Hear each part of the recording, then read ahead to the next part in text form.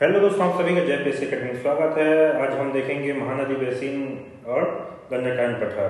पहले जो में हमने देखा था, पहले पर्वत पठार अपने अपलोड किया हुआ है, उसमें पूरा डिटेल हमने पूर्वी पगलगंज पठार और जसपुर शामली पार्ट को देखा था। आज हम देखेंगे कंप्लीट महानदी और दंडकारण क्षेत्र का। तो सबसे पहले आपको बता दूं, पहला क्वेश्चन है, महानदी का मैदान निम्नलिखित में से फैला हुआ है। ठीक है, मतलब किस क्षेत्र में महानदी का मैदान फैला हुआ है? उत्तरी छत्तीसगढ़, मध्य छत्तीसगढ़, दक्षिण छत्तीसगढ़, उपयुक्त सभी। अगर मैप की बात करें तो छत्तीसगढ़ छोटा सा मैप बना लेते हैं। तो इस मैप में देखा जाता है कि ऊपर छत्तीसगढ़, ठीक है, ये छत्तीसगढ़, अब उत्तरी छत्तीसगढ़ होगा, ये दक्षिण छत्तीसगढ़ होगा, और जो महानदी का मैदान है, ठीक है, आपका ये मैदान, ये पूरा बीच का एरिया होगा। तो कौन सा छत्तीसगढ़ में फैला हुआ है? मध्य में, ठीक है, मध्य छत्तीसगढ़ में फैला हुआ है। कौन सा? अपना महानदी का मैदान मध्य छत्तीसगढ़ बोला जाता है। ठीक है, अगर इसका देख लिया जाए, मध्य छत्तीसगढ़ महानदी का जो मैदान है उसके बारे में डिटेल हम लिखते हैं। ठीक है, आपको लिख देता हूँ, महानदी बेसिन।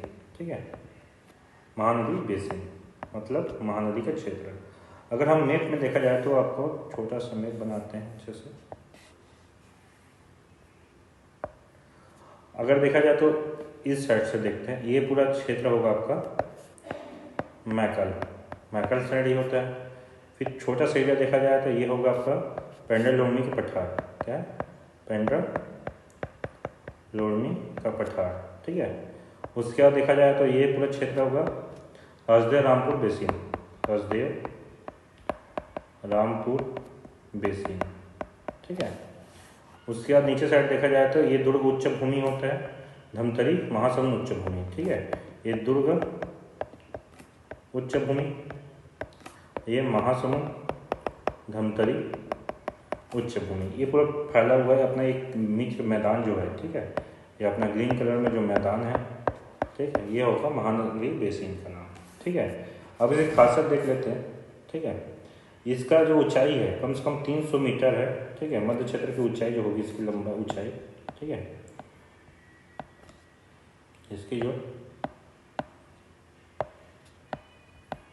ऊंचाई जो है वो कम से कम 300 मीटर है। ठीक है, कितना? 300 मीटर है।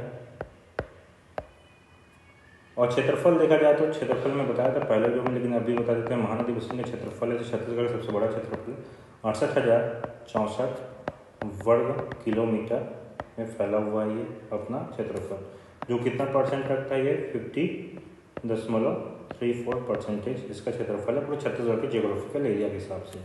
इसकी जो बनावट है, बनावट मतलब कौन से सेल समूह से बना हुआ, मतलब चट्टान से बना हुआ है। ये कौन सा चट्टान बना है? कडप्पा क्रम के चट्टान से बना हुआ है, और एक कडप्पा क्रम के चट्टान से बना है। और कौन सा खनिज पाया जाता है बोलने से यहाँ पर? चूना पत्थर बहुत मात्रा में पाया जाता है। ठीक है, साथ ही साथ डोलोमाइट पाया जाता है। क्या पाया जाता है? डोलोमाइट पाया जाता है मुख्य रूप से। ऊंची चोटी देखा जाए तो ये मैकल श्रेणी में बदागढ़ की चोटी ऊंची चोटी होगी। और मिट्टी की बात की जाए तो लाल पीली मिट्टी। ठीक है, इस एरिया में मिट्टी कौन सा पाया जाता है? तो ये लाल पीली मिट्टी अधिक पाई जाती है। ठीक है, लाल पीली मिट्टी और काली मिट्टी पाई जाती है। तो ये अपना कौन सा क्षेत्र हो गया? ये महानदी बेसिन। ठीक है, इसी को छत्तीसगढ़ प्रमुख भूस्थलीय कृति भी बोला जाता है। सेकंड क्वेश्चन, छत्तीसगढ़ का मैदान महानदी बेसिन निम्नलिखित में से किस चट्टान से बना हुआ है? तो कौन सी चट्टान से बना हुआ है? अभी बताया था महानदी बेसिन कौन सी चट्टान से बना है? कडप्पा। कौन सी चट्टान से बना है? कडप्पा चट्टान से बना हुआ है। गोंडवाना कौन सा क्षेत्र में पाया जाता है? ये पाया जाता है उत्तरी छत्तीसगढ़ का जो क्षेत्र है पूरा गोंडवाना क्रम के चट्टान से पाया जाता है। दक्षिण छत्तीसगढ़ किस चट्टान से बना है? दक्षिण छत्तीसगढ़ आपका कंप्लीट धारवाड़ चट्टान से। यहाँ कौन सा खनिज पाया जाता है? लोहा इसको पाई जाती है। इसमें क्या पाई जाती है? कोयला पाई जाती है मुख्य तरह से। ठीक है, कोयला। आकलन सेल समूह छत्तीसगढ़ के सबसे सर्वाधिक हिस्से में फैला हुआ, ठीक है, सेल समूह है आकलियन। ठीक है, अगला क्वेश्चन है, ऊपरी महानदी बेसिन को ऊपरी नर्मदा बेसिन से अलग करने वाली श्रेणी कौन सा है? ठीक है, ऊपरी महानदी बेसिन को ऊपरी नर्मदा बेसिन से अलग करने वाली श्रेणी कौन सा है? देवगढ़ की पहाड़ी, रामगढ़ की पहाड़ी, दंडकारण्य पहाड़ और मैकड़ श्रेणी। तो आपको ये बता दूं मैं, ठीक है, इसका सही आंसर है मैकल श्रेणी है। इसका क्या आंसर है? मैकल श्रेणी। अगर इसको हल्का सा देख लिया जाए मैप से, ठीक है, तो आपका ये छत्तीसगढ़ होता है, ठीक है। तो छत्तीसगढ़ में मैकल श्रेणी इस एरिया में है आपका, ठीक है, इस एरिया में आपका क्या है? मैकल श्रेणी है। तो आपको बता, इसमें जो मैकल श्रेणी है, जो ये राजनांदगांव और कवर्धा का हिस्सा है, ये नर्मदा बेसिन आता है, ठीक है, नर्मदा बेसिन के क्षेत्र में आता है। इसी को अलग करता है ये अपना, ये क्षेत्र होगा महानदी बेसिन, ठीक है, मैकल श्रेणी। तो मैकल श्रेणी के जान लेते हैं कौन सा क्षेत्र है? मैकल श्रेणी। तो मैकल श्रेणी के बारे में जान लेते हैं थोड़ा बहुत जो इम्पोर्टेंट है, ठीक है। ये कौन कौन से जिले में फैला हुआ छत्तीसगढ़ का विस्तार है मैकल श्रेणी, आपको बता दूं तो ये राजनांदगांव, ठीक है। अब राजनांदगांव के साथ एक और आ गया अपना, ठीक है, अंबागढ़ चौकी, ठीक है, अंबागढ़ चौकी भी आ जाएगा, कवर्धा, लोरमी, पेंड्रा, ठीक है, लोरमी मतलब मुंगेली, ठीक है, आपके इतने सारे जिले में फैला हुआ है। ये छत्तीसगढ़ कौन से हिस्से में आप सब पूरा दिख रहा है अच्छे से, ये कौन सा हिस्सा है? पश्चिम क्षेत्र में इसका विस्तार है मैकल श्रेणी का, ठीक है। इसका ढाल बोला जाए तो पश्चिम से पूर्व है, ठीक है। ढाल कहाँ है इसका? मैकल श्रेणी का पश्चिम से पूर्व, क्योंकि जो महानदी है और शिवनाथ नदी है वो पश्चिम से पूर्व की ओर बहती है, ठीक है। तो ढाल कैसे हो गया? पश्चिम से पूर्व हो गया, ठीक है। और इसकी सबसे ऊंची चोटी कौन सा है? तो इसकी ऊंची चोटी है, ठीक है, कौन सा है? बदरगढ़ चोटी, जो कितना है? 1176 मीटर है। कितना है? 1176 मीटर है। कबीरधाम जिले में है, ठीक है। पश्चिम की सबसे ऊंची चोटी भी कहा जाता है बदरगढ़ चोटी, कबीरधाम जिले बदरगढ़ चोटी, ठीक है। और इसी श्रेणी में 2-3 पर्वत का नाम है, आपका नाम बता देता हूँ मैं, ठीक है। झाला पहाड़, इसमें कुछ कुछ है पहाड़ी, ठीक है, किसमें? मैकल श्रेणी में कुछ कुछ पहाड़ियाँ हैं। पहला पहाड़ी का नाम बता दूँ मैं, देवसानी पहाड़ी है, जिसकी ऊंचाई 1125 मीटर है, ठीक है। उसके बाद है अमरकंटक की पहाड़ी है, ठीक है, अमरकंटक की पहाड़ी 1057 है। उसके बाद झाला पहाड़ी है, ठीक है, झाला पहाड़ है, उसकी ऊंचाई है 1136 मीटर, ठीक है। ठीक है, लीलावनी पहाड़ी भी है, ठीक है, भड़कुंड पहाड़ है, सोनभद्र पहाड़ है, सब इसी मैकल श्रेणी के अंतर्गत आते हैं। अगला क्वेश्चन है, निम्नलिखित में से कौन सा पहाड़ राजनांदगांव जिले में स्थित है? तो कौन सा पहाड़ राजनांदगांव जिले में स्थित है? तो सिहावा पहाड़, आपको ऑप्शन से पता चल रहा है कि सिहावा पहाड़, मतलब ऑप्शन बोलते हैं ऐसे जानते हैं, महानदी का उद्गम स्थान सिहावा धमतरी जिले में है, ठीक है, कौन से जिले में? धमतरी में। गड़िया पहाड़ सबको पता है ये है कांकेर में, ठीक है। उसका कलवड़ी पहाड़ी, इनमें से कौन है? तो कलवारी पहाड़ जो है ये आपके राजनांदगांव में स्थित है, ठीक है। इसको बहुत अच्छे से याद रखना, कलवड़ी पहाड़ी कहाँ स्थित है? राजनांदगांव में स्थित है। इस चीज़ को बहुत अच्छे से याद रखना, ठीक है। अगला क्वेश्चन है, निम्नलिखित में से कौन सा पर्वत छत्तीसगढ़ से घिरा हुआ नहीं है? निम्नलिखित में से कौन सा पर्वत छत्तीसगढ़ से घिरा हुआ नहीं है? मैकल श्रेणी आपको बता चुका हूँ, ये कौन से दिशा में? छत्तीसगढ़ के पश्चिम दिशा में है, तो छत्तीसगढ़ के हिस्से में है। सिहावा आपको कौन से दिशा में होगा? यह होगा दक्षिण दिशा में, ठीक है, तो छत्तीसगढ़ का भाग है, ठीक है, दक्षिण दिशा में। रामगिरी की पहाड़ी कौन से दिशा में? उत्तर दिशा में, ठीक है, ठीक है। महेंद्रगिरी की पहाड़ी ये छत्तीसगढ़ में नहीं है, तो इसका सही आंसर कौन सा हो गया? महेंद्रगिरी की पहाड़ी, ठीक है, ये छत्तीसगढ़ में नहीं है। आपको बता दूं महेंद्रगिरी की पहाड़ी जो है, ठीक है, ये कहाँ है? ये उड़ीसा में स्थित है। कहाँ है? उड़ीसा में स्थित है, ठीक है। महेंद्रगिरी की पहाड़ी कहाँ है?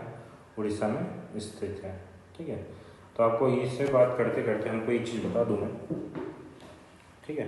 रामगिरी की पहाड़ी में जानते, जब ऊपर वाले में देखते रामगिरी की पहाड़ी में सारे गुफा और उसमें आपका सीतानगर गुफा, ये सारा चीज़ में बताया हुआ था, ठीक है। ये कौन सा में? आपका रामगिरी की पहाड़ी में, ठीक है। अभी इस टॉपिक में सिहावा पर्वत के बारे में देख लेते हैं, ठीक है। सिहावा पर्वत के बारे में देख लेते हैं, सिहावा इस टॉपिक के अंतर्गत आएगा। तो सिहावा पर्वत कहाँ है? सबको पता है धमतरी में है। ये कहाँ है? धमतरी में, ठीक है। सोनपुर घाटी के पश्चिम में स्थित है, ठीक है, धमतरी में, ठीक है। इसकी ऊंचाई सिहावा की ऊंचाई कितनी है? 566 मीटर इसकी ऊंचाई है। कितना है? 566 मीटर ऊंचाई। प्राचीन नाम इसी सिहावा को प्राचीन नाम क्या है इसका? सुप्तिमती। इसका प्राचीन नाम क्या है? सुप्तिमती है, ठीक है। और इसी जगह से जो महानदी का उद्गम होता है, फरसिया नामक स्थान, सिहावा पर्वत में एक फरसिया नामक स्थान है, वहीं से महानदी का उद्गम होता है। और यहाँ पर आश्रम है, सिहावा में कौन सा ऋषि का आश्रम है? सप्तश्रृंगी, ठीक है, सप्तश्रृंगी ऋषि का आश्रम है, ठीक है। मंदिर बोला जाए तो करेश्वर महादेव का मंदिर है, ठीक है। और यहाँ पर मंदिर क्या बोला जाएगा? तो ये कौन सा मंदिर है? करेश्वर महादेव मंदिर है, जहाँ प्रतिवर्ष मेला लगता है, ठीक है। यही कहाँ होता है? मेले का आयोजन होता है, ठीक है। तो अगला क्वेश्चन देखते हैं, छोटे उदयपुर पहाड़ियों का विस्तार कहाँ से कहाँ तक है? छोटे उदयपुर पहाड़ियों का विस्तार कहाँ से कहाँ तक है? ये बहुत इंपॉर्टेंट क्वेश्चन है, कितने बार आ चुका है, ठीक है। छोटे उदयपुर की पहाड़ी, ठीक है।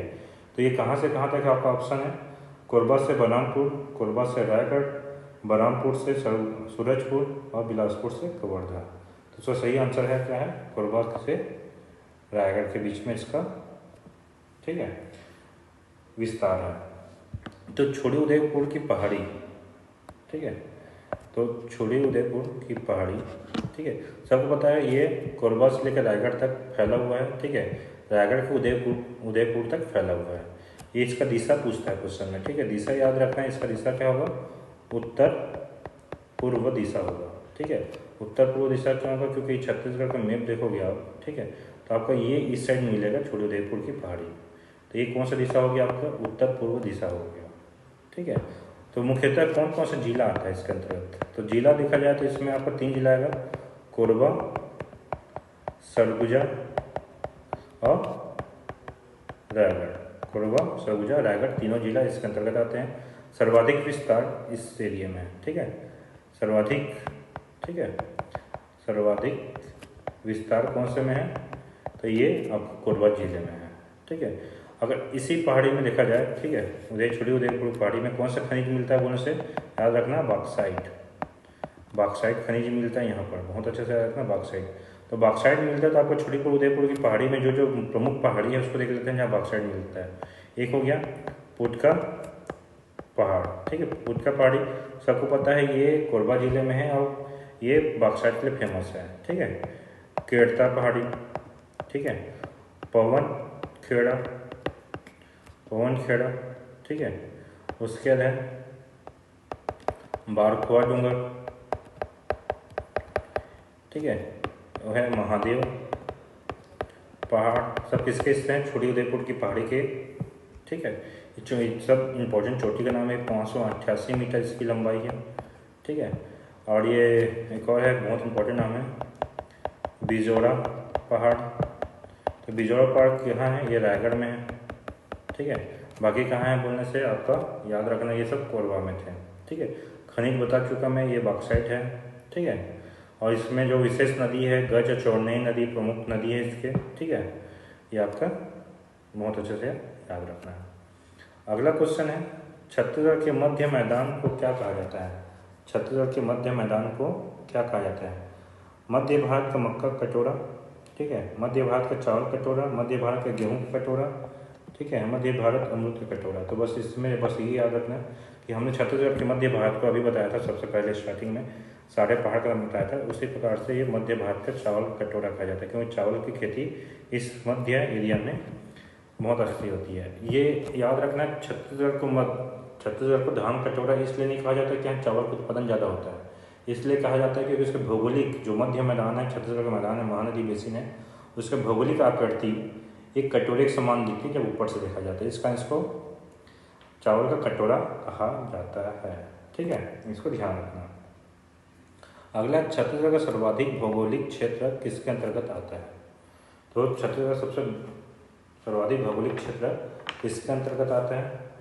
पहाड़ों के बीच, मैदानों, नदियों के बेसिन के बीच, पठारों के बीच और पाटों के बीच।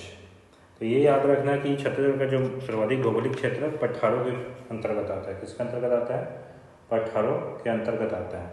क्यों आता है? क्योंकि छत्तीसगढ़ किसका हिस्सा है? भारत के हिस्से में देखा जाए तो छत्तीसगढ़ जो है ये प्रायद्वीप पठार का हिस्सा है छत्तीसगढ़ जो है आपका, ठीक है,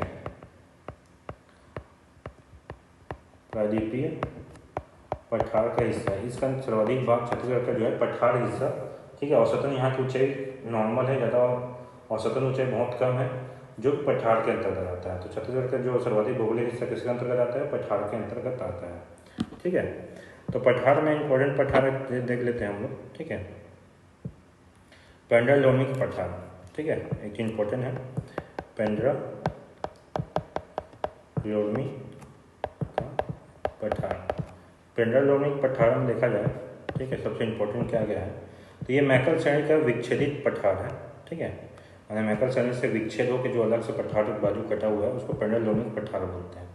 ये इसका विस्तार पूछता है अधिक, ठीक है, इसका विस्तार मुख्यतः से सबसे इम्पोर्टेंट है इसका विस्तार। तो इसका विस्तार कहाँ तक है? गोला पेंड्रा मरवाही, ठीक है, जीपीएम बोला जाता है, मुंगेली, ठीक है, मुंगेली के साथ कोरबा, ठीक है। तो पेंड्रा लोनिक पठार कहाँ कहाँ में है? जीपीएम, मुंगेली और कोरबा, ठीक है। तो अपना मैकल श्रेणी हो गया, उसका ये पेंड्रा लोनिक पठार हो गया, ठीक है। उसके बाद आपका छोटे उदयपुर के पठार हो जाता है। तो आपने छत्तीसगढ़ के ऊपर कह दिया, आपका ये बोलेगा छोटे उदयपुर के पठार, फिर आपका पेंड्रा लोनिक पठार, फिर ये मैकल श्रेणी। तो ये तीनों ऐसा घिरा हुआ है। तो छत्तीसगढ़ कैसे दिखेगा? ऊपर से धान कटोरा टाइप का दिखेगा, इधर से उच्च भूमि, ठीक है, दुर्ग का महासमुंद धमतरी के पठार से छोटा छोटा पठार और उच्च भूमि। तो ऐसा हमको पूरा गोल क्या दिखेगा? कटोरा का समान दिखेगा, ठीक है। छत्तीसगढ़ को धान कटोरा भी कहा जाता है। अगला क्वेश्चन है असत्य युग्म छांटिए। तो असत्य युग्म हमको छांटना है। 4 ऑप्शन दिया हुआ है आपके सामने, ठीक है। पहला है मेंढपाट 1152, गौर लाटा 1225, धारी डोंगरी 999, नंदीराज 1210। तो आपको बताना है इसमें से कौन सा असत्य है। तो मैं पहले जो बताया था मेंढपाट की लंबाई जो है सही है, ठीक है। ऊंचाई जो ऊंचाई है, लंबाई बोलता हूँ, ऊंचाई सही है, 1152 मीटर ही है मेंढपाट की ऊंचाई, ठीक है। ये कौन से जिले में? बोले सरगुजा जिले में। उसके बाद गौर लाटा 1225 सबसे छत्तीसगढ़ की सबसे ऊंची चोटी। छत्तीसगढ़ सबसे ऊंची चोटी कौन से जिले में है? बलरामपुर में। बलरामपुर के कहाँ पर है? शामलीपाट, ठीक है। धारी डोंगरी ये आपका गलत ऑप्शन है, ये असत्य है, ठीक है। याद रखना है कौन सा असत्य है आपका। धारी डोंगरी की कहाँ पर है? बोलने से महासमुंद में है। और इसकी ऊंचाई कितनी है? ओरिजिनल ऊंचाई 899 मीटर है, ठीक है, 899 मीटर। नंदीराज भी सही है। नंदीराज कौन से एरिया में है? ये बेला जिला, ठीक है, बेला जिला की ऊंची चोटी है। बेला जिला कहाँ है?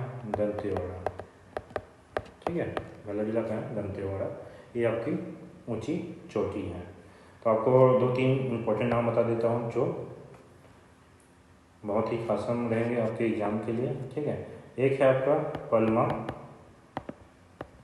पलमा चोटी, ठीक है। पलमा चोटी किसके अंतर्गत आता है? पेंड्रा लोनिक पठार के अंतर्गत आता है पलमा चोटी, जिसकी ऊंचाई है, ठीक है, 1080 मीटर, ठीक है। किसकी ऊंचाई क्या है? 1080 मीटर है। किसके अंतर्गत आता है? जीपीएम के अंतर्गत आता है, ठीक है। सेकेंड है लाफागढ़, ठीक है। लाफागढ़ की ऊंचाई कितनी? 1048 मीटर है, ठीक है। ये किसके अंतर्गत आता है? कोरबा के अंतर्गत आता है, ठीक है। एक है इम्पोर्टेंट चंदेली, ठीक है, चंदेली पहाड़ कहाँ है? लोरमी में है, ठीक है। लोरमी कितना हाइट है इसका? 821 मीटर है, ठीक है, 821 मीटर है, ठीक है। और अगला क्वेश्चन देखते हैं। चमर ढाल स्थित है बिलासपुर के मैदान में, जसपुर शामलीपाट के क्षेत्र में, ठीक है। चमर ढाल हसदोमान नदी बेसिन में या महानदी शिवनाथ दोआब क्षेत्र में। तो आपको ये तो पहले पता होना चाहिए कौन कौन सा मैदान किसको बोला जाता है। अगर छत्तीसगढ़ का मैप देखेंगे, ठीक है, तो आपका हसदेव जो मांड बेसिन है आपका पूरा ये एरिया हो, तो कोरबा रायगढ़ का क्षेत्र हसदेव मांड बेसिन, ठीक है, ये आपका हसदेव मांड बेसिन। और बिलासपुर का मैदान आपका ये अरपा नदी, ठीक है, ये लागढ़ नदी का क्षेत्र आपका ये बिलासपुर का मैदान। जसपुर और शामली पार्ट या तो ऊपर हो जाता है, ये शामली पार्ट पूरा क्षेत्र, ठीक है। जसपुर बलरामपुर, ठीक है, मेन पार्ट क्षेत्र ये हो गया, ठीक है। और महानदी श्रीनाथ का भाग, ये रायपुर और दुर्ग का भाग, ठीक है। रायपुर और दुर्ग का भाग ये क्या हो गया आपका महानदी श्रीनाथ का भाग। चौवर ढाल किसके अंतर्गत आता है याद रखना, इसका सही आंसर क्या है, इसका हसदेव मान बेसिन के अंतर्गत आता है। किसके अंतर्गत आता है, हसदेव मान बेसिन के अंतर्गत आता है चौवर ढाल।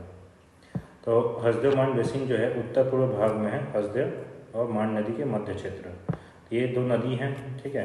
यहाँ पर से हसदेव नदी आता है, यहाँ से मान नदी आता है, इस बीच क्या बोलते हैं, हसदेव मान बेसिन बोला जाता है। तो ये कौन से क्षेत्र में बोला जाएगा, तो ये छत्तीसगढ़ के उत्तर पूर्व क्षेत्र में, दिशा याद रखना, क्वेश्चन पूछते हैं, ठीक है। इसका विस्तार कहाँ है, ठीक है, विस्तार कौन कौन से जिले में है, विस्तार इसका है आपका कोरबा जिला, ठीक है, जांजगीर चांपा जिला, जांजगीर चांपा सलग होकर शक्ति जिला, उसके बाद है रायगढ़ जिला। ये 4 जिलों में इसका विस्तार है हसदेव मान बेसिन का। तो इसका विस्तार इसको जो है, ठीक है, चौवर ढाल नाम से जाना जाता है, ठीक है। इसके बीच के मध्य क्षेत्र को, इसके विस्तार को, बीच का जो क्षेत्र है चौवर ढाल बोलते हैं। और इस चौवर ढाल में कौन सी पहाड़ी है बोलने से, कुम्हार पहाड़, ठीक है। कुम्हार पहाड़ी जो है उसी को क्या बोलते हैं, चौवर ढाल बोला जाता है, ठीक है। उसे क्या बोला जाता है, चौवर ढाल। किसको बोलते हैं, कुम्हार पहाड़ी को। चौवर ढाल जो है पहाड़ी क्षेत्र सिंघनपुर की गुफा में स्थित है, मतलब कि कुम्हार पहाड़ जो है ये कहाँ पर है, सिंघनपुर की गुफा के पास। एक सिंघनपुर गुफा कहाँ है, रायगढ़ में है, ठीक है, रायगढ़ में है, ठीक है, सबसे प्राचीनतम, ठीक है। शैलचित्र सारे चित्र सिंघनपुर गुफा में ही मिले हैं, ठीक है। तो रायगढ़ जिले के मैदान समुद्र तल की ऊंचाई लगभग 230 मीटर है, ज़्यादा बड़ा ऊंचाई नहीं है, बस इतना इंपॉर्टेंट हसदेव मान बेसिन में एक ही चीज़ आता है, चौवर ढाल किस क्षेत्र में, तो हसदेव मान बेसिन में ही है, ये बहुत अच्छे से याद रखना। अगला क्वेश्चन है, पलमा के अलावा निम्नलिखित में से पेंडल नॉर्मिक पठार का सबसे ऊंचा हिस्सा कौन सा है। अभी बताया था पलमा जो पहाड़ी है वो कितना है, पलमा पहाड़ी जो है याद रखना 1080 मीटर है। कहाँ पर है बोले सर, जीपीएम में है, ठीक है। और जो आपका पेंडल नॉर्मिक पठार है कहाँ कौन कौन से जिले में फैला हुआ है, आपको मुंगेली पहले, तो इधर मुंगेली के बाद जीपीएम, जीपीएम के बाद आपका कोरबा, 3 जिलों में फैला हुआ है। उसमें सबसे ऊंची चोटी पलमा चोटी है 1080 मीटर। तो गौलहटा चोटी आपके पेंडल नॉर्मिक पठार में नहीं है, ये जसपुर पार्क में है, ठीक, जसपुर शामली पार्ट के अंतर्गत आता है। और कौन से जिले में है, बलरामपुर में, तो इसके अंतर्गत नहीं आता, ये बिल्कुल गलत होगा, ठीक है। बैला जिला कहाँ आता है, बैला जिला, तो बैला जिला आता है दंतेवाड़ा, ठीक है। तो ये आपके इस जिले, तीनों जिले के अंतर्गत नहीं आता। डोंगरगढ़ कहाँ आता है, राजनांदगांव, ठीक है, राजनांदगांव, ठीक है। उसका लाफागढ़, लाफागढ़ है सेकेंड ऊंचाई, इसका सही आंसर क्या है, लाफागढ़। लाफागढ़ की ये है सेकेंड हाईएस्ट पीक है किसका, पेंडल नॉर्मिक पठार का। ऊंचाई कितनी, 1048 मीटर है, 1048 मीटर है। और तीसरा हाईएस्ट है कौन है, ठीक है, इसकी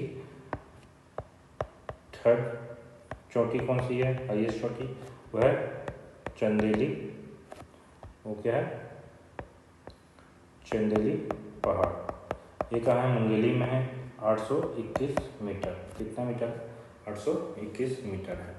अगला क्वेश्चन है, सोनबेड़ा पहाड़ किस जिले में स्थित है, ठीक है। अगला क्वेश्चन है, सोनबेड़ा पहाड़ किस जिले में स्थित है। तो सोनबेड़ा पहाड़ किस जिले में स्थित है, आपका ऑप्शन है गरियाबंद, बिलासपुर, रायगढ़, मुंगेली। तो सोनबेड़ा पहाड़ किस जिले में स्थित है, गरियाबंद जिले में स्थित है। क्वेश्चन अभी भी पीएससी में आया हुआ था, ठीक है, बहुत इंपॉर्टेंट है। सोनबेड़ा पहाड़ किस जिले में स्थित है, ये आपका गरियाबंद, ठीक है। और इसके अलावा सोनबेड़ा पहाड़ 2 राज्यों में है आपका, ये जैसे ही मैप बनता है ऐसा, तो ये उड़ीसा के भाग में भी, ठीक है। सोनबेड़ा पहाड़ कहाँ का है, इसका जो विस्तार है याद रखना, इसका जो विस्तार है एक है उड़ीसा में, ठीक है, उड़ीसा में भी कुछ हिस्सा है, ठीक है। उसके बाद गरियाबंद में भी है, और उसके बाद आपका महासमुंद जिले में भी इसका विस्तार है, याद रखना। सोनबेड़ा पहाड़ के विस्तार महासमुंद जिले में भी है, ठीक है। सोनबेड़ा पहाड़ महासमुंद जिले में है। और दूसरा चीज़ याद रखना, सोनबेड़ा पहाड़ का ही से ही क्या होता है, जोग नदी का उद्गम होता है। किसका होता है, जोग नदी का उद्गम होता है। ठीक है,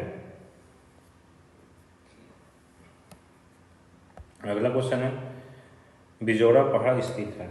ठीक है, अगला क्वेश्चन है बिजोड़ा पहाड़ स्थित है। बिजोड़ा पहाड़ कहाँ स्थित है, महकल श्रेणी में, पेंडलौनी पठार में, छोटे उदयपुर की पहाड़ी में, अबूझमाड़ की पहाड़ी में। तो बिजोड़ा पहाड़ कहाँ स्थित है, पेंडलौनी की पहाड़ी में स्थित है। ठीक है, तो लेकिन ये आयोग द्वारा लिया गया था, याद रखना, आयोग द्वारा इसका आंसर लिया गया था। लेकिन अगर आप गूगल में सर्च करो या इसका सही लोकेशन बताओगे तो ये बिल्कुल गलत है। इसका सही आंसर क्या है, छोटे उदयपुर पहाड़ी है। ठीक है, नेक्स्ट टाइम इसको भी आंसर दे सकता है। ठीक है, ये तो आंसर दिया था पीएससी ने, लेकिन ये कहाँ पर है, अगर सही लोकेशन बताया जाए तो छोटे उदयपुर की पहाड़ी में स्थित है। ठीक है, कौन से जिले में बोलने से, रायगढ़ में है। कौन से जिले में है, बिजोड़ा पहाड़ कहाँ है, रायगढ़ जिले में है।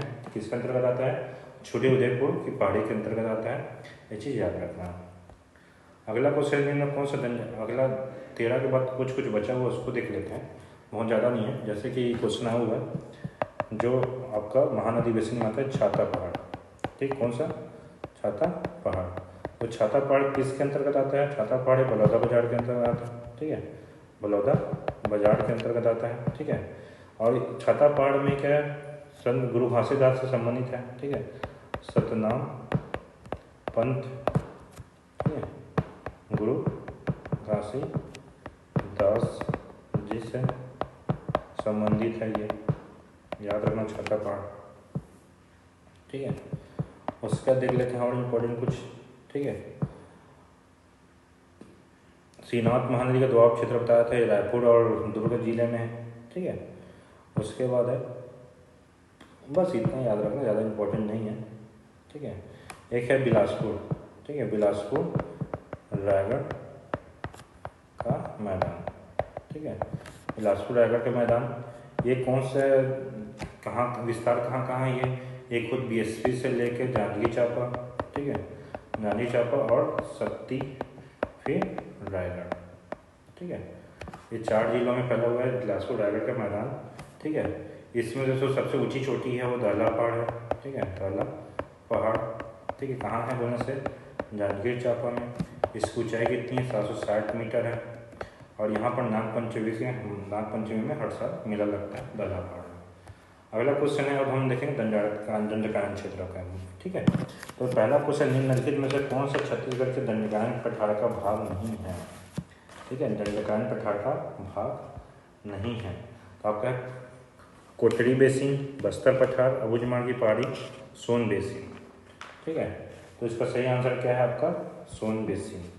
ये आपका दंडकायन के हिस्से का नहीं है। सोन बेसिन आपका, सोन नदी बेसिन कहाँ है, कोरिया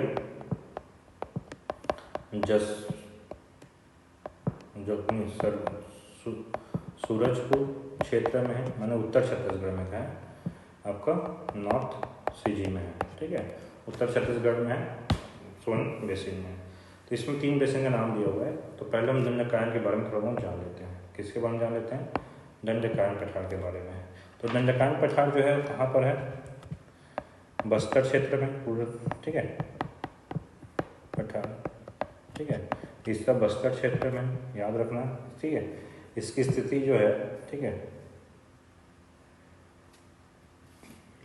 छत्तीसगढ़ के दक्षिण भाग में है। ठीक है, इसका क्षेत्रफल कितना है, 39,060 ठीक किलोमीटर स्क्वायर, वर्ग किलोमीटर या किलोमीटर स्क्वायर फैला हुआ, जो कितना परसेंट है, 28.91% है। ठीक है, ये दक्षिण कश्मीर, अन्य नाम भी बोला जाता है, दक्षिण कश्मीर बोला जाता है। ठीक है, इसकी लंबाई कम से कम 305 किलोमीटर है। ठीक है, और चौड़ाई 206 किलोमीटर है। और मुख्य खनिज क्या पाया जाता है, यहाँ पर लोह अयस्क पाया जाता है। ठीक है, कौन सा खनिज पाता है, लोह अयस्क खनिज पाया जाता है। ठीक है, और ये जो चट्टान है, ठीक है, यहाँ का जो चट्टान है वो क्या है, धारवाड़ चट्टान है। धारवाड़ चट्टान है, चट्टान का नाम क्या है इस साइड का, धारवाड़ चट्टान, इसका लोह अयस्क का पाया जाता है। ठीक है, और साथ ही साथ दंडकायन का जो पठार है, ठीक है, इसका विस्तार कौन कौन से राज्य में है, तो ये पूछा था क्वेश्चन। तो कौन कौन से राज्य में देखते हैं, ये छत्तीसगढ़ में तो है ही, ठीक है। पड़ोसी राज्य तेलंगाना में, तेलंगाना में भी है। उसके बाद आंध्र प्रदेश में भी है, इसके बाद उड़ीसा में है। तो कितना राज्य हो गया ये आपका? 4 राज्यों में। इसका विस्तार कितने राज्यों में? 4 राज्यों में है। याद रखना कि इसका विस्तार कितने राज्यों में? 4 राज्यों में है। और खनिजों की भूमि के नाम से भी जाना जाता है, क्योंकि यहाँ सभी जो प्रमुख धातुएं हैं, धातुएं वाला मेटल जो है, मेटल वाले खनिज जो हैं, ठीक है, जो बहुमूल्य खनिज है, वो सब कहाँ पाए जाते हैं? दंडकारण्य पठार में पाए जाते हैं, ठीक है। कहाँ पाए जाते हैं? दंडकारण्य पठार में पाए जाते हैं। अगला क्वेश्चन, दंडकारण्य पठार के किस सबसे अधिक ऊंचाई निम्न में से कहाँ स्थित है? दंडकारण्य पठार की सबसे ऊंचाई निम्न में से कहाँ है? अबूझमाड़ की पहाड़ी, केसकर, कगार, ठीक है। उसके बाद कोंडागांव पठार, बैलाडीला की पहाड़ी। तो सबसे ऊंची कगार नहीं है, केसकर है बस, ठीक है। कहाँ कगार लिखा गया? कोंडागांव पठार।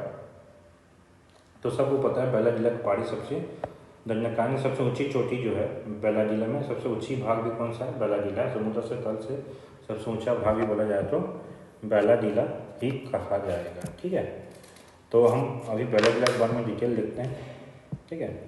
तो बैलाडीला कहाँ है? दंतेवाड़ा में, ठीक है। दंतेवाड़ा जिले में मिलेगा बैलाडीला, ठीक है। इसकी ऊंची चोटी कौन सी? ठीक है, ऊंची चोटी कौन सी होगी? इसका है नंदीराज या नंदराज, जो कि 1210 मीटर है। और ये छत्तीसगढ़ की सेकेंड हाईएस्ट पीक है, ठीक है। छत्तीसगढ़ सेकेंड हाईएस्ट पीक कौन सा है? नंदीराज है, 1210 मीटर है, ठीक है।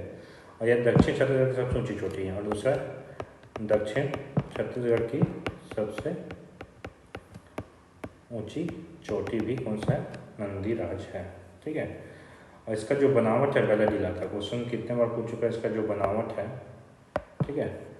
इसका जो बनावट, तो बनावट कैसा है इसका? पुरातन शैलों से है, ठीक है। इसका बनावट कैसा है? पुरातन शैलों से है। ओल्डेस्ट रॉक भी बोला जाता है। आर्कियन और धारवाड़ शैल समूह से बना हुआ है, ठीक है।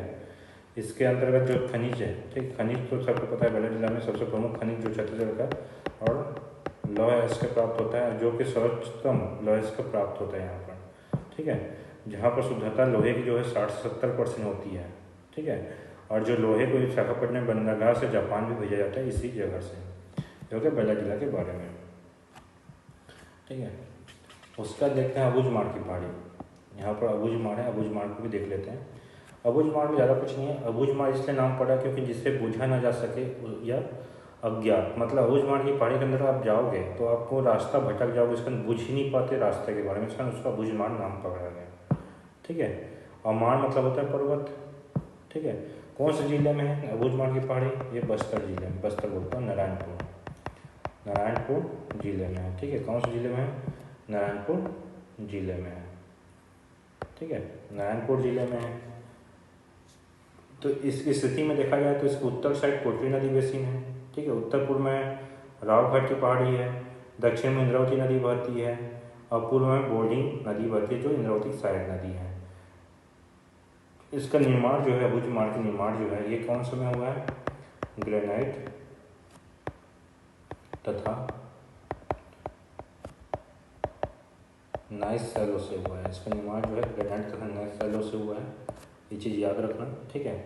इसमें घाटी पाई जाती है। अबूझमाड़ में कौन सी घाटी पाई जाती है? खुर्दसर घाटी, ठीक है। खुर्दसर घाटी पाई जाती है, जिसमें उच्चतम किस्म के सगौन पाए जाते हैं, ठीक। खुर्दसर घाटी में क्या पाए जाते हैं? उच्चतम किस्म के सगौन भी पाए जाते हैं।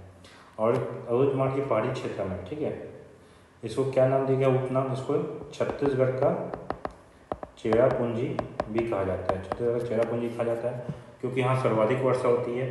क्यों सर्वाधिक वर्षा होती है? क्योंकि यहाँ पर जो भौगोलिक क्षेत्र है आपके, ठीक है, तो इसके हिसाब से अबूझमाड़ पहाड़ी में दोनों साइड से वर्षा होती है। बंगाल की खाड़ी साइड से भी वर्षा होती है, अरब सागर की खाड़ी से भी वर्षा होती है। इसका यहाँ छत्तीसगढ़ का सर्वाधिक वर्षा कहाँ होती है? अबूझमाड़ की पहाड़ी में होती है। अगला क्वेश्चन है, अलबक्का पहाड़ी किस जिले में स्थित है? अलबक्का पहाड़ी किस जिले में स्थित है? तो आपको दंतेवाड़ा, बीजापुर, नारायणपुर, बस्तर, दंतेवाड़ा, बीजापुर, नारायणपुर, बस्तर, तो कौन से जिले में है ये अलबक्का की पहाड़ी? बीजापुर जिले में है। कौन से जिले में है? बीजापुर जिले में। इसका सही आंसर क्या है? बीजापुर जिला। ठीक है, तो बीजापुर में कौन कौन से पहाड़ी स्थित हैं और देख लेते हैं हम लोग। ठीक है, तो बीजापुर में एक तो अल्बकक पहाड़ी हो गया। ठीक है,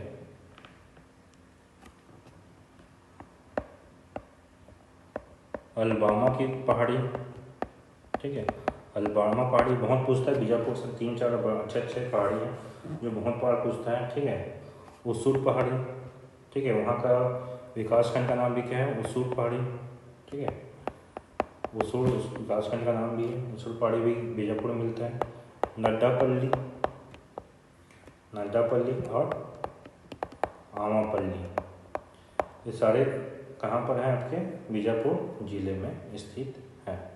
ठीक है, बहुत अच्छे से याद रखना।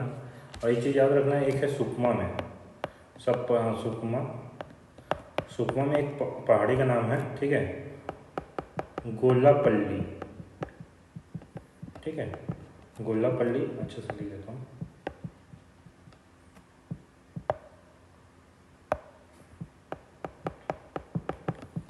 गोलापल्ली की पहाड़ी, ये कहाँ है? सुकमा में है। सब मत पर समझना कि नड्डापल्ली, आमापल्ली, ठीक है, अलबामा, अलबक्का, ये सब तो बीजापुर में, लेकिन यहाँ याद रखना गोपापल्ली जो पहाड़ी है वो सुकमा जिले में स्थित है। अगला है दरभा घाटी, निम्नलिखित में किस जिले में स्थित है?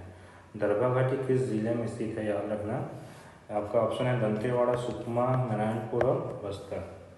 ठीक है, तो दरभा घाटी किस जिले में स्थित है? आपका बस्तर में। दरभा घाटी कहाँ है? बस्तर में, याद रखना। ठीक है, दरभा घाटी कहाँ है? बस्तर जिले में स्थित है।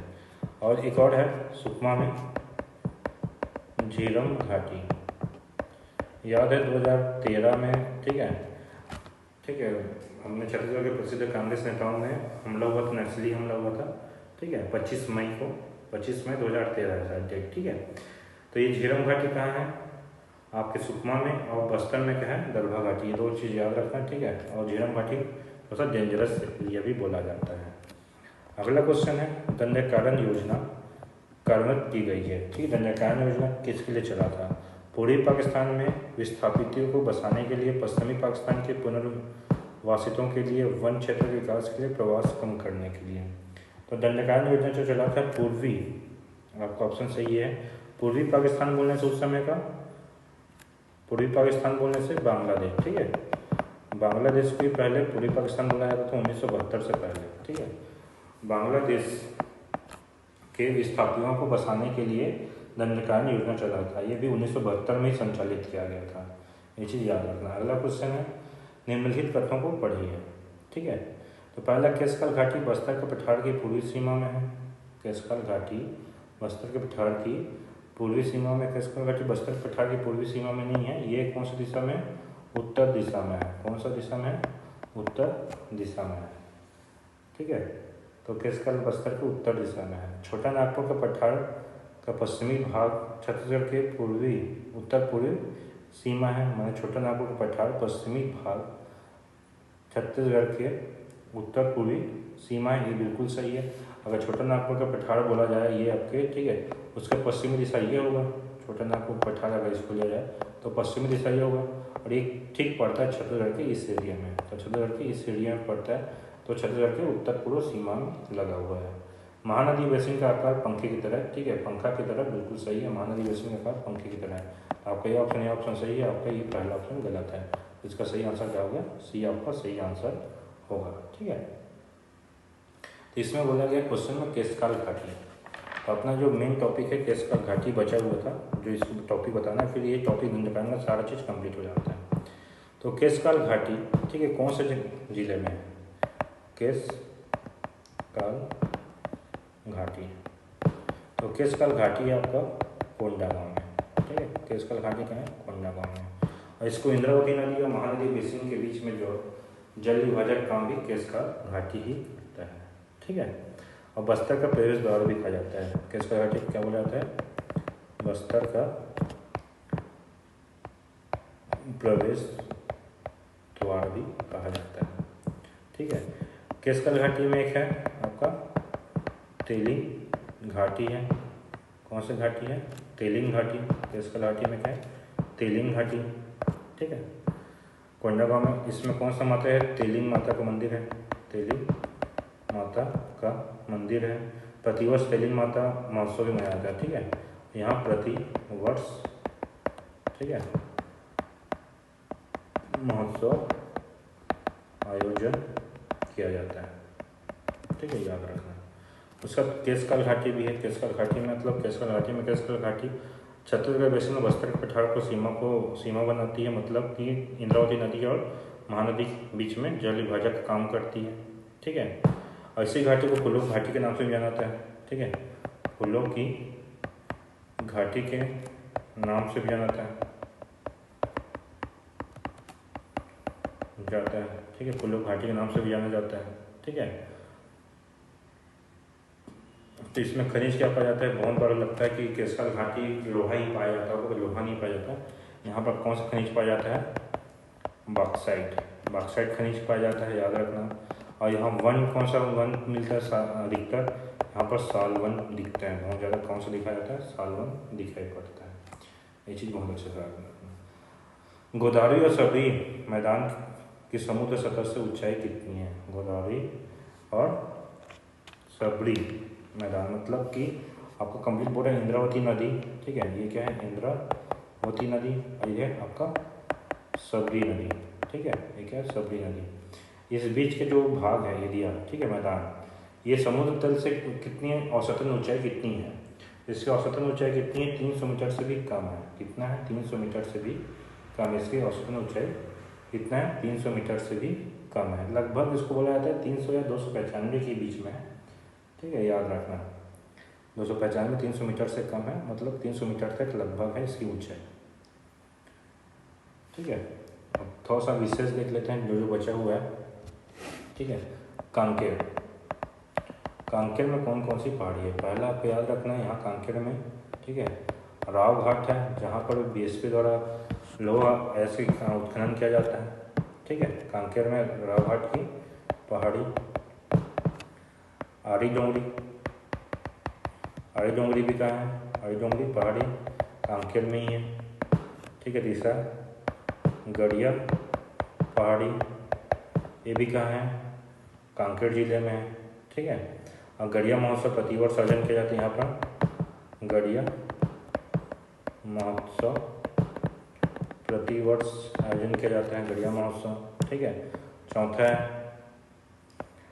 मलाज कुंडम पहाड़ी। मलाज कुंडम पहाड़ी भी कहाँ पर है? आपके कांकेर में ही है। ठीक है। यहाँ दूध नदी का उद्गम होता है। कौन सी नदी का उद्गम होता है? दूध नदी का उद्गम होता है। ठीक है, याद रखना। दूध नदी का उद्गम मलाज कुंडम पहाड़ी कांकेर से ही होता है। आपके कांकेर के बहुत इंपॉर्टेंट जो चारों है, याद रखना। राव घाट, आड़ी डोंगरी, गड़िया पहाड़ और मलाज कुंडम पहाड़ी, जहाँ दूध नदी का उद्गम होता है। ठीक है। और इसी नदी पे मलाज कुंडम जलप्रपात, इसी नदी का जो यहाँ पर जो दूध नदी पे जो जलप्रपात है उसका नाम क्या रखा गया? मलाज कुंडम जलप्रपात रखा गया। ऐसे डिटेल वीडियो पाने के लिए आप इस चैनल को सब्सक्राइब करें, लाइक करें, शेयर करें। Thank you.